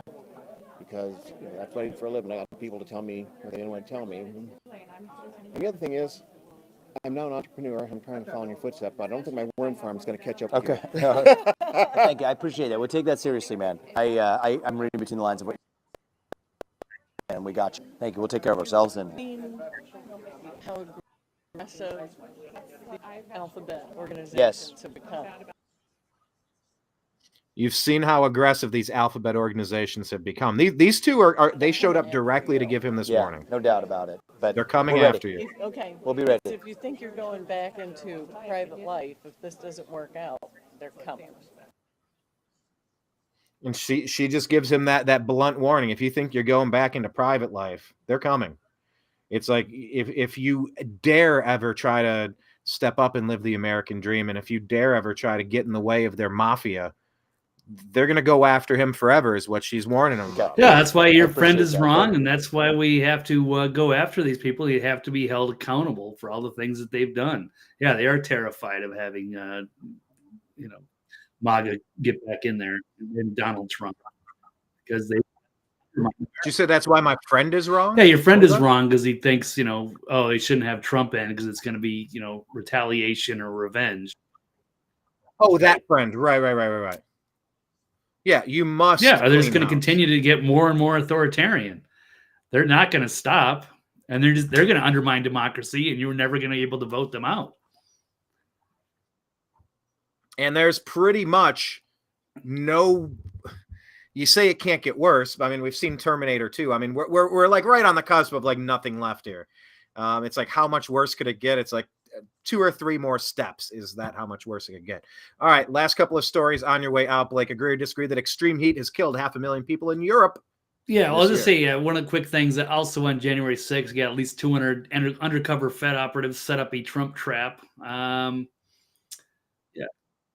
I'll double click that for you. Thank you. It's so weird, that double click. When it takes you to anher screen, you're on a screen assuming that everyone's seeing your screen. It's the I don't dumbest get who thing designed ever. this at all. Maybe I should talk to Restream just right over Twitter and be like, what in the Please world are you check guys with thinking? them. Why would they want to do this? But I don't know. Maybe it's for the video game players. Maybe I have no idea. But yeah. Yeah, but if that's for the video game players, then there should be a video game setting and a news program setting. Like, you should be able to opt out of this double click thing. Like, this should not be it should be customizable, because it didn't used to be this way.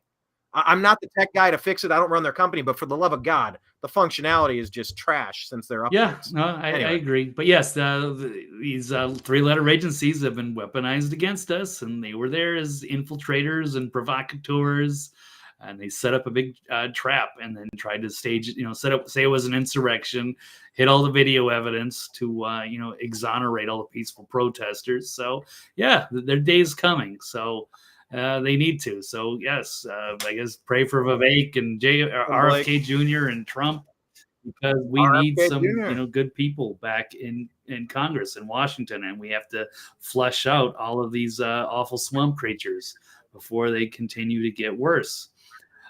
So yes, where were we? What was the last article? What'd you mention? Oh, extreme. Yeah, this is speaking of swamp creatures. You got the Wicked Witch of Washington here. Hillary Clinton, without any proof, claiming extreme heat has killed 500,000 people, as if she actually cares about anything. What a weirdo. Yeah, maybe burning in hell after all the things she's been involved with. She'll deal with that soon. Yeah, so it's the more extreme heat down there, I've heard. Hopefully, if there's any justice or any God, yes, she will face some problems for what she did on this planet. And she's blaming this manufactured climate change. That killed over 61,000 people in Europe last summer, and 500,000 deaths, and the majority of those are women and girls, and particularly pregnant women, she added. Like she actually cares, but it's all estimate. Wait, you mean she didn't say pregnant people? Yeah, that's actually surprising, right? Where was that? That was on ABC, right? ABC News. They reported something on Twitter, and they got absolutely roasted for it because they said pregnant person, and people were saying it's pregnant. Yeah, I female. saw that. Men can't get pregnant, but yeah, this is the absurdity of our current culture. But you mentioned that actually, besides what the climate cult is saying, a major study finds 9 times more deaths are to freezing cold than to heat. But they actually, suggest that somehow, like maybe if we got rid of our, gasoline burning automobiles, that we're going to reduce the temperature enough that nobody will die of extreme heat. I mean, it's so insane. But that's what they want you to get. You believe absurdities, and they can commit atrocities. This was kind of funny. A loud fart erupts. John Kerry's speech on climate change overshadowed by the audible call to reduce personal methane contributions.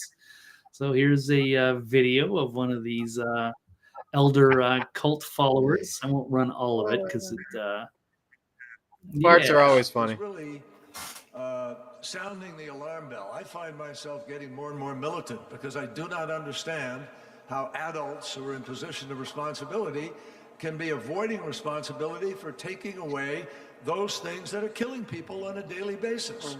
There it is. And the reality is those things that are killing people on a daily basis. And the reality is that good one. The climate crisis and the health crisis. All right. Well, there's a good one from John Kerry. Well played. Nice. Yep. Too much Hard ketchup. on that. Yeah. Too much Hot mic. Final story in the stack, Blake. Favorite topic. Agree or disagree that Israel knew about the Hamas attack plan from over a year ago? Brian runs out the clocks. We can avoid this conversation. But yeah, it's always so the New York Times ran a segment. Israel had Hamas's attack plan for over a year, but they didn't believe Hamas would carry it out, according to a bombshell report from the New York Times. They were all told last month that any notion Israel had prior knowledge of the attack was an anti-Semitic conspiracy theory. But now the media is just outright admitting it. So, we heard that they were warned, and Egypt warned, America warned, and they knew about it from a year ago. And it just did it seem like it was set up? Is this at the right time? Perhaps, I don't know. Yeah, one of the biggest, Israeli defenders who was getting roasted by Dave Smith last week on Twitter, David Harsanyi from the Federalist. But he says, it's hubris, not conspiracy, that kept Israel from anticipating the Hamas terrorist attack. They were so arrogant. They had it, the whole place on lockdown. There's nothing they could do. Weren't thinking about it, and all of a sudden they invaded on their hang gliders and just raped everyone and beheaded babies. And yes, there was awful death and destruction. It's horrible. There's nothing good about any of this, but I am very deeply suspicious of Bibi Netanyahu, and I think that they knew this attack was coming and perhaps allowed it to happen so that they could use their heavy-handed tactics to get rid of their neighbors so they can transform Israel into their one state. So anyway, perhaps I'm wrong, but it seems like there's a lot of pushback on this now. And they still haven't done like a full investigation, of course. They're going to set up some kind of a committee. But I think Bibi's he was running Hamas. He's got his fingerprints on it. They allowed the defenses to go down, racked up the death count, and then tried to pull on everybody's emotional heartstrings to get them on their side and to target their enemies. And they're probably going to send them over here to America. So anyway, I think that's all I've got. And I'm going to have to run here. All right. Unfortunately, but been a pleasure as always, and we'll look forward to covering the big Republican debate, the last one on the Thursday show. So there's going to be some highlights from that for sure, and we'll take it from there. And of course, the Tuesday night toxically masculine edition of Real News Live, 8:00 Eastern. So hopefully, we'll see you guys there as well. That's it. Also, we're allegedly going to finally get our interview on Thursday at 8:15 Eastern. If we get a link, we'll share it on Twitter X for you. So try to follow us there. Hopefully we can get that in. And then Blake, tell them one more time on the way out the door where to follow you. TV's Blake sir. Walley on Twitter X. And of course, the archive is always at thenextlevelnews.com. All right, guys. Thank you very much. Take care. Well, maybe we'll see you tonight. We'll see you Thursday for sure. All right, guys. Thanks, Brian. I'm out. All right. Take care, Blake. Whew. A lot of news going on. A lot of newsy news going on. So make sure you're following us on X at American_media_. On Truth at The New American Media. On Rumble, do us a favor, go to Rumble, subscribe. The New American Media. On Spotify, find our podcast, The Agree to Disagree Show, and subscribe to it. Like some shows. YouTube.com/The New American Media. Instagram.com/The New American Media. Telegram, The New American. So what is it? TNAM for The New American Media in TNAM chat. And then do a search for TNAM's, TNAM''S, The Agree to Disagree Show on Facebook, private group. We also have an Odyssey channel. That's our backup for YouTube. But yeah, is it a fait accompli? Fait accompli? Are we doomed? I have days where I'm a little bit more optimistic, days that I'm less optimistic. But I cannot, while I still have breath, allow myself to take the black pill and throw my hands up in the air. What is it? Indifference to public affairs gives a sanction to being ruled by inferior men. I'm not doing it. I'm not going to assume that anything is a done deal. And neither should you. Please don't believe that you don't have the ability to govern your own life and to make an impact in this world. Fait accompli. A thing that has already happened or been decided before those affected hear about it, leaving them with no option but to accept it. Behold, I come quickly. We got Christ brings a sword in the chat room. Coming in saying that what's coming to America. Well, what we can do is determine how we react, how we handle it. I'm like a thief in the night. Yeah. After seeing what I've seen for the past few years, you wonder if you're going to see a Project Bluebeam. Are you all familiar with Project Bluebeam? I mean, it's a pretty interesting one.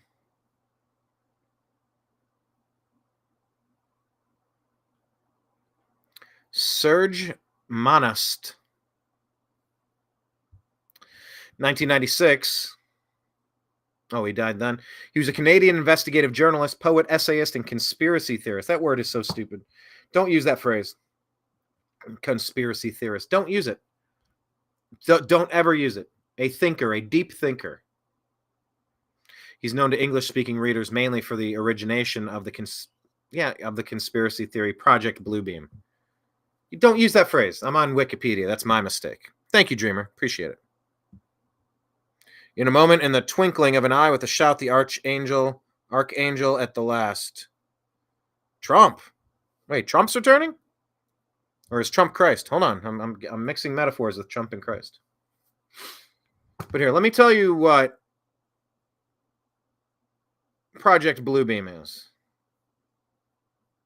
Trying to get to it here, and it's giving me all these pop-ups. Where's Project Bluebeam? Hold on. Well, I pulled up Project Bluebeam, and it's not giving me the...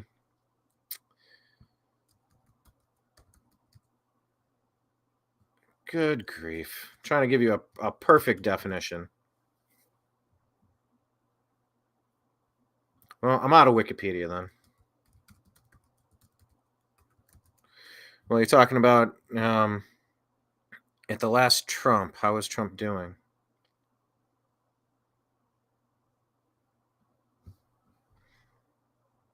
Okay, I guess we're back to, now we're on Rational Wiki, whatever this is. Project Bluebeam is a theory, don't say conspiracy theory. Project Bluebeam is a theory which claims that NASA is attempting to implement a new age religion with the Antichrist at its head and start a new world order via a technology simulated second coming. The allegations were presented in 1994 by Quebecois journalist, and stop saying conspiracy theorist. It's such a dumb phrase. I literally tune people out when they use that phrase. You just call it deep thinker, critical thinker, creative thinker, Serge Monast, and later published in his book Project Bluebeam, NASA. Proponents of the theory allege that Monast and other unnamed journalists, who both died of heart attacks in 1996, were in fact assassinated, and that the Canadian government kidnapped Monast's daughter in an effort to dissuade him from investigating Project Bluebeam. Project was apparently supposed to be implemented in 1983, but it didn't happen. It was then set for implementation in 95 and then 96, and it still didn't happen. Finally, Monast thought that Project Bluebeam would be brought to fruition by the year 2000. Wow. I'm just trying to get to the theory here.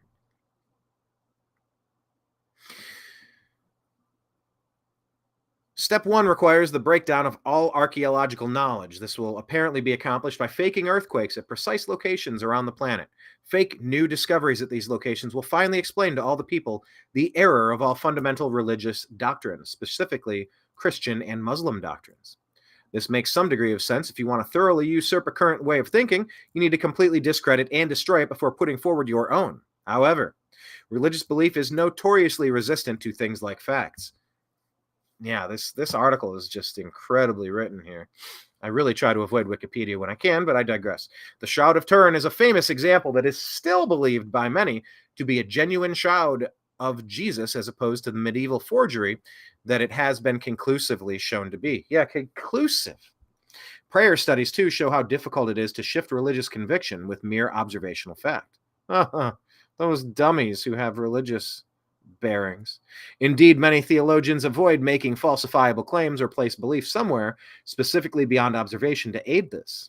So what finds could possibly fundamentally destroy both Christianity and Islam almost overnight, and universally all over the globe? Probably nothing. Yet, this is only step 1 of an increasingly ludicrous... I can't with the way this is written. I just needed the facts of what Bluebeam is, but, you know, they're taking you on this song and dance, trying to do the high and mighty thing. They're so much smarter looking down their nose at you. Increasingly ludicrous set of events that Project Bluebeam predicts will occur. Step 2. They cross this out. Step 2 involves an apparition. Why did they cross that out? Because that's exactly what I'm trying to talk about. The apparition of a messianic figure who calls himself Abel and is actually a human-made deity, Protodeus. A gigantic space show wherein 3-dimensional holographic laser projections will be beamed all over the planet, and this is where Bluebeam really takes off. The projections will take the shape of whatever deity is most predominant and will speak in all languages. At the end of this light show, the gods will all merge into one god, the Antichrist. This is a rather baffling plan, as it seems to assume that people will think this is actually their god, rather than the more natural 21st century assumption that it is particularly opaque Coca-Cola-style advertisement. Evidence commonly advanced for this is a supposed plan to project the face of Allah, despite its contradiction with Muslim beliefs of God's uniqueness, over Baghdad in 91 to tell the Iraqis to overthrow Hussein. Someone somewhere must have thought that those primitive, ignorant, non-Western savages wouldn't have had television or advertising and would never guess that it was being done with mirrors. In general, pretty much anything that either A, involves light, or B, has been seen in the sky has been put forward as evidence that Project Bluebeam is real, and such things are tests of the technology, namely unidentified flying objects. By the way, have you seen how popular UFOs have become in the zeitgeist of the modern moment, the past couple of years?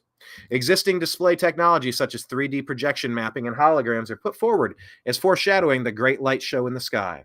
This stage will apparently be accomplished with the aid of a Soviet computer that will be fed with the multiple physio-psychological particulars based on the studies of the anatomy and electromechanical composition of the human body and the studies of the electrical, chemical, and biological properties of the human brain. And every human has been allocated a unique radio wavelength. The computers are also capable of inducing suicidal thoughts. The Soviets were the New World Order people. Why NASA would use a Soviet computer when the USSR had to import or copy much of its computer technology from the West is not detailed. The second part of step 2, wouldn't that be step 3? Happens, this is such a snarky article. Happens when the holograms result in the dissolution of social and religious order, setting loose millions of programmed religious fanatics through demonic possession on a scale never witnessed before. The United Nations plans to use Beethoven's Ode to Joy as the anthem for the introduction of the new age one world religion. There's relatively little to debunk in this, the most widely remembered section of the Project Bluebeam conspiracy, as the idea is so infeasible.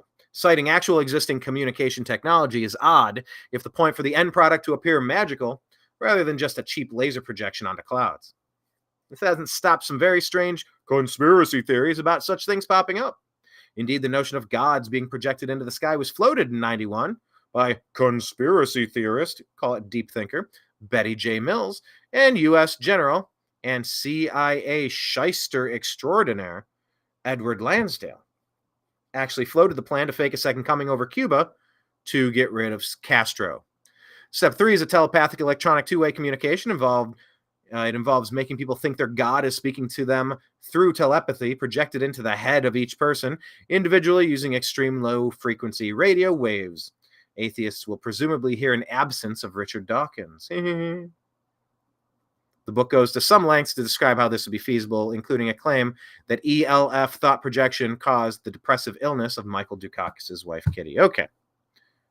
And then step 4, making humanity think that an alien invasion is about to occur in every major city, making the Christians think that rapture is about to happen. A mixture of electronic and supernatural forces allowing the supernatural forces to travel through fiber optics, coax, power, and telephone lines to penetrate all electronic equipment and appliances that will, by then, all have a special microchip installed. Yeah, that's kind of like Bluetooth. Project Bluetooth Bluebeam. Then the chaos breaks out, and people will finally be willing, perhaps even desperate, to accept the New World Order. The techniques used in the 4th step is exactly the same used in the past in the USSR to force the people to accept communism. A device has apparently already been perfected that will lift enormous numbers of people, as in rapture. UFO abductions are tests of this device. Project Bluebeam proponents believe psychological preparations have already been made. Monist claimed having claimed the 2001 A Space Odyssey, Star Wars, and the Star Trek series all involved an invasion from space and all nations coming together. The first two don't. The third is peaceful contact, and that Jurassic Park propagandizes evolution in order to make people think God's words are lies. So the New World Order, according to Monist, in the 1994 lecture, the book detailing the theory, he says all people will be required to take an oath to Lucifer with a ritual initiation to enter the New World Order. Resistors will be categorized as follows. 1. Christian children will be kept for human sacrifice or sexual slaves. 2. Prisoners to be used in medical experiments. 3. Prisoners to be used as living organ banks. 4. Healthy workers in slave labor camps. 5. Uncertain prisoners in the International Re-Education Center, thence to repent on television and learn to glorify the New World Order. 6. The International Execution Center. 7. As an yet unknown 7th classification. So, all of this stuff aside, you just kind of reminded me of all this stuff. And I think I'll read this because it's interesting. Christ brings a sword, says that in a moment, in the twinkling of an eye, let me close this so I can, there we go. With a shout of the archangel at the last trumpet. 1 Corinthians 15, verse 52, King James Version. And their eyes shall consume away, in their holes and their tongues shall consume away in. Fear the Lord, he is coming to establish his kingdom forever. Zech 14:22, the plague of atomic radiation will destroy the enemies of God. July 4, 2019, a 7.0 earthquake at China Lake Naval Weapons Center causes over $100 billion in damage. So all you got to look at, really, is Coachella. Did you ever see that at Coachella? Let me pop that up, just while we're talking about it. Because they're so desperate right now, they being the ones who think they're better than you, they the ones who are have a bloodthirsty lust for just conquering and dominating humanity.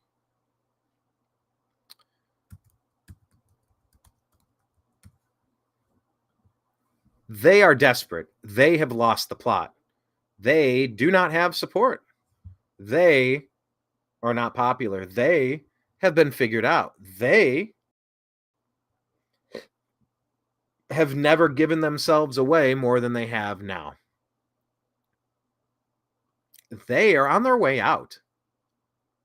They are super desperate. So this has 28 million views here. I'm going to have to turn the music down because I don't want to get a copyright. So definitely don't want an ad playing. Let's, whoop, where'd it go? Wow, they closed it. That was weird. That was really weird.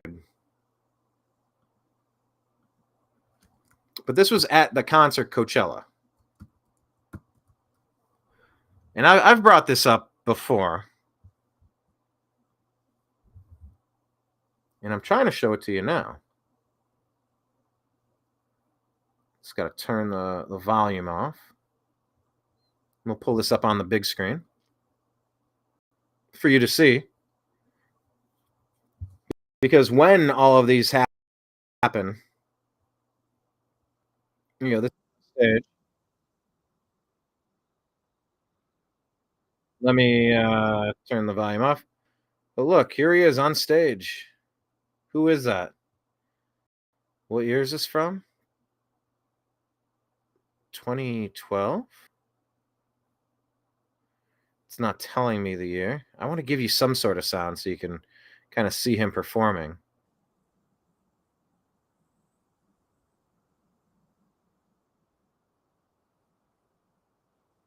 Oh, hang on. Are you not seeing this? I double-clicked this. Doggone it. Such a frustrating glitch. Here you go. So this is a guy that doesn't exist. He's on stage. Yeah, I can do the beginning because there's really no music. Not a song. Well, the guy's been dead for quite some time. But there he is on stage with Coachella. Hologram.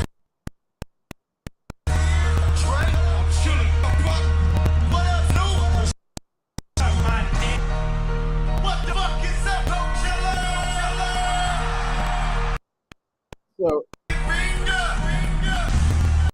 I'm gonna mute it before he jumps into a song, but like, this is what you think Project Bluebeam will be. You know, you'll have Muhammad up here, you'll have Jesus Christ up here, you'll have some Antichrist, some alien, something. You know, and if they're getting some of this technology, rest assured that what they have behind closed doors is way better than this. So when the cataclysm comes, beware of what you think you're seeing in the skies. Beware of what you think is happening. It's going to be hard to trust your eyes moving forward. You're really going to have to trust your gut and your intuition. I mean, that's Tupac. Tupac hasn't been around since what, 94?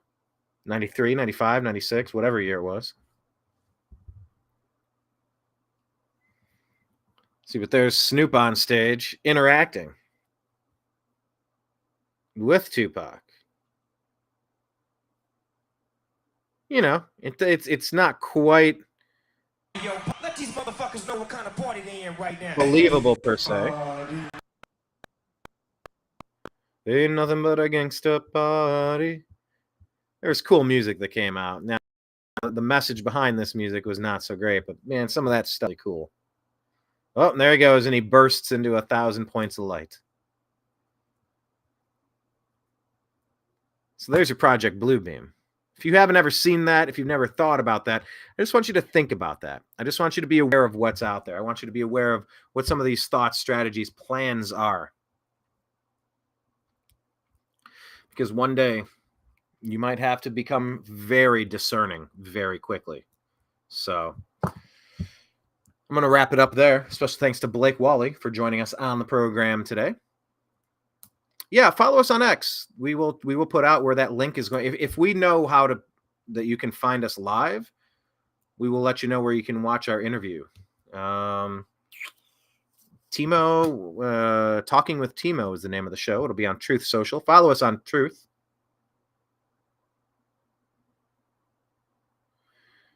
Yeah. That should be 8:15 on Thursday as well. Maybe we'll try to record that off the screen, do a screen grab of that in addition. It's always a good idea to record your own interviews just in case anything's taken out of context or changed in post-production, which can easily happen. Can't protect yourself against everything, but might be a smart idea to protect yourself against the things that you know how to protect against. So follow us in all the places, and we'll be back on Thursday giving you more. Follow Blake. He'll be with Mike Barra this evening for the Toxically Masculine Tuesday show. And I will talk to you again later. I appreciate you. I love you. And we'll talk to you again soon.